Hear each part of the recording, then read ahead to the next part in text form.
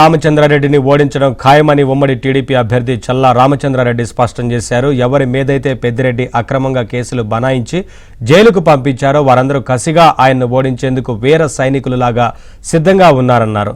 1989లో తనపై పోటీ చేసి గెలిచిన ఆయన రాజకీయ జీవితం ఎలా అయితే ఆరంభమైందో ఇప్పుడు ఈ ఎన్నికల్లో ఓటమితో ఆయన రాజకీయ జీవితం అంతం కాబోతుందంటున్న చల్లా రామచంద్రారెడ్డితో మా చిత్తూరు ప్రతినిధి Manohar Reddy face to face. నియోజకవర్గంలో మంత్రి పెద్దిరెడ్డి రామచంద్రారెడ్డి పైన పోటీ చేస్తున్నటువంటి ఉమ్మడి టీడీపీ అభ్యర్థి చల్లా రామచంద్రారెడ్డి అలియా చల్లాబాబు తన గెలుపు కోసము ప్రతి గ్రామానికి వెళ్లి కూడా ఎన్నికల ప్రచారాన్ని నిర్వహిస్తున్నటువంటి పరిస్థితి మనము చూస్తున్నాం. మరి ఆయన గెలుపు ఏ విధంగా ఉండబోతుంది, మరి ప్రజల నుంచి రెస్పాండ్ ఏ విధంగా ఉంది, ఓటర్లను కలుస్తున్నటువంటి నేపథ్యంలో ఓటర్ల నుంచి రియాక్షన్ ఏ విధంగా ఉంది, మరి ప్రస్తుతానికి రంబుచర్లలో ఆయన విస్తృతంగా ప్రచారంలో పాల్గొన్నటువంటి పరిస్థితి.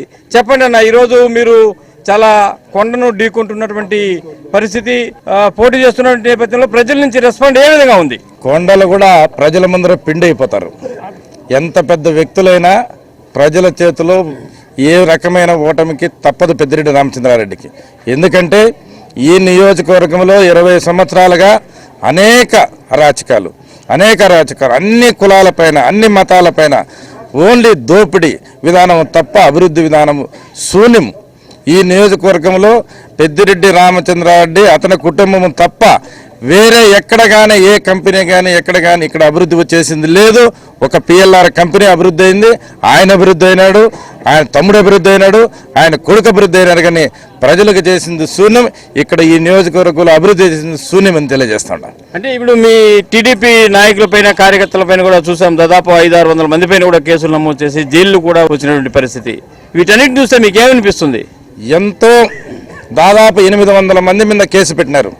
ఎంతో ఎస్సీ ఎస్టీ మైనారిటీ అన్ని కులాల మీద ఈరోజు ఆయన కేసులు పెట్టి భయభ్రాంతులు చేయాలని చెప్పి ఏదో ఒక దురుద్దేశంగా పోయినాడు. కానీ ఈ రోజు కేసును పెట్టే ప్రతి ఒక్క వ్యక్తి అతను ఓడించాలా ఒక సైనికులుగా తయారయ్యి ఎవరు భయపడకుండా ఈరోజు తెలుగుదేశం పార్టీ జెండా ఎత్తుకుని అయ్యా పెద్దిరెడ్డిని ఓడేది ఖాయం, నువ్వు ఇట్లా కేసులు తప్పుడు కేసులు ఎన్ని పెట్టినా కూడా భయపడేది ఎవరు లేరని చెప్పి ఈరోజు రుజువు చేస్తున్నారు. ఒక సామాజిక వర్గానికి చెందిన పోలీసులు కొంతమంది మాత్రమే ఇంకా పెద్దిరెడ్డి రామచంద్రారెడ్డికి తొత్తులుగా వివరిస్తున్నారు.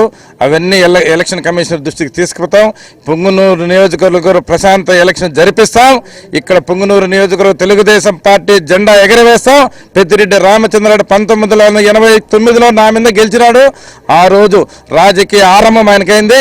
ఈ రోజు పూర్తిగా నా చేతిలోనే రాజకీయం మళ్ళా అంతమవుతుందని తెలియజేస్తాం. మరి మీరు ఇన్ని అరాచకాల పెద్దిరెడ్డి పైన పోటీ చేస్తున్నటువంటి పరిస్థితుల్లో మీరు ఓటర్ల దగ్గరికి వెళ్తున్నారు. ఓటర్ల నుంచి రియాక్షన్ ఎట్లా ఉంది? ఆయన గురించి ఏమనుకుంటున్నారు, మీ గురించి ఏమంటున్నారు, మీ గెలుపు ఏ విధంగా ఉండబోతుంది? ఈ రోజు రొంపుచెర్ల మండలంలో నేను రొంపుచెర్ల గ్రామంలో తిరుగుతా అంటే, నాయన మళ్ళీ 25 సంవత్సరాల తర్వాత మీ తాత మీ తండ్రి సైఫుల్లా బేగ్ తర్వాత మళ్ళీ మన మండలానికి ఎమ్మెల్యే అధికారం వస్తూ ఉంది. నీకు చేతులెత్తి నమస్కరిస్తాను. ఎన్ని ఓట్లు ఉంటే మా ఇళ్ళలో అన్ని ఓట్లు నీకు వేస్తాం. మళ్ళా మన ఊరు గౌరవం నిలబెడతాం, మళ్ళా మన మండల గౌరవం నిలబెడతాం అని చెప్పి ప్రతి ఒక్కరు కూడా ఇంట్లో ఉంటే బయట ఇచ్చి స్వాగతించి అపూర్వం స్వాగతం లభిస్తుందంటే వాళ్ళకి చేతులెత్తి నమస్కరించాలా. ఈరోజు ప్రతి ఒక్కరూ రొంపుచెర్ల మండలానికి మళ్ళీ ఎమ్మెల్యే పదవి వస్తూ ఉందంటే ఎంతో గర్వంగా ఫీల్ అవుతున్నారు. ప్రతి ఒక్కరికి వాళ్ళ ఇంటికి వచ్చినట్టు ఎమ్మెల్యే పదవి ఫీల్ అవుతున్నారు. ఇవన్నీ గమనిస్తున్నారు.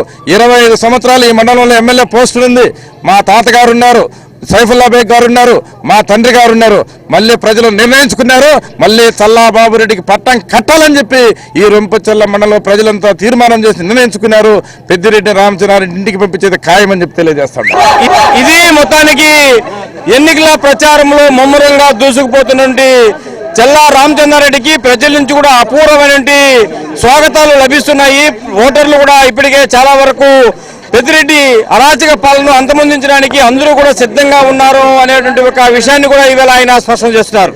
వీడియో జర్నలిస్ట్ మహేష్తో కలిసి మనోహర్ రెడ్డి, ఏబీ